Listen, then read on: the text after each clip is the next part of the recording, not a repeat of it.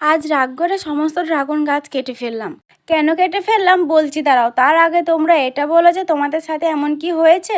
পরীক্ষার সময় কেউ একজন তোমার দেখে দেখে লিখছে এবং রেজাল্টের সময় দেখলে তোমার থেকে তার নাম্বারটা বেশি। এটা যে কি পরিমাণে কষ্ট দেয় একমাত্র সেই বুঝে যার সাথে এমন ঘটনা ঘটেছে। তবে না, আমার সাথে এমন কোনো ঘটনা ঘটেনি, কারণ আমি বরাবরই ছিলাম খুবই কমা স্টুডেন্ট। তবে এই ঘটনা না ঘটলেও এরকমই আরেকটি ঘটনা আমার সাথে ঘটেছে, আর সেই কারণে আমি রাগ করে আমার ড্রাগন গাছের ডালগুলো সব কেটে ফেলছি। আর আমি ড্রাগন গাছে হাত দেবো আর কাঁটা খাবো না, এটা কোনোদিনই হতে পারে না। আমার এই ড্রাগন গাছটি একসময় ছাদে ছিল, আর ছাদ থেকে এই গাছটি নামানোর সময় এই ডালটিতে প্রচন্ড আঘাত পেয়েছে এবং ডালটি নষ্ট হয়ে গেছে। তাই এত বড় ডালটি আমাকে ফেলে দিতে হলো। ও হ্যাঁ, তোমাদেরকে তো আসল কারণটাই বলা হয়নি। কারণটা হলো এই যে আমার সাথে যারা ড্রাগন গাছের ডাল নিয়ে ড্রাগন গাছ বসিয়েছে, এপ্রিল মাসের শেষ দিক থেকে তাদের ড্রাগনের ফুল আসা শুরু হয়ে গেছে। কিন্তু এদিকে মে মাসে 6-7 দিন হয়ে গেল, এখনো পর্যন্ত আমার গাছে কোনো ফুলের কুড়ি আমি দেখতে পেলাম না। নতুন কচি কচি ডালই বার হচ্ছে। এটা কিন্তু ওই পরীক্ষার কষ্টের থেকে কম কিছু না। দেখো, তোমাদের সাথে কথা বলতে বলতে আমি কতগুলো ড্রাগনের ডাল কেটে ফেলি। আর এতগুলো ডাল আমি কি করব সেটা জানতে হলে তোমাদেরকে পরের ভিডিওটি অবশ্যই দেখতে হবে।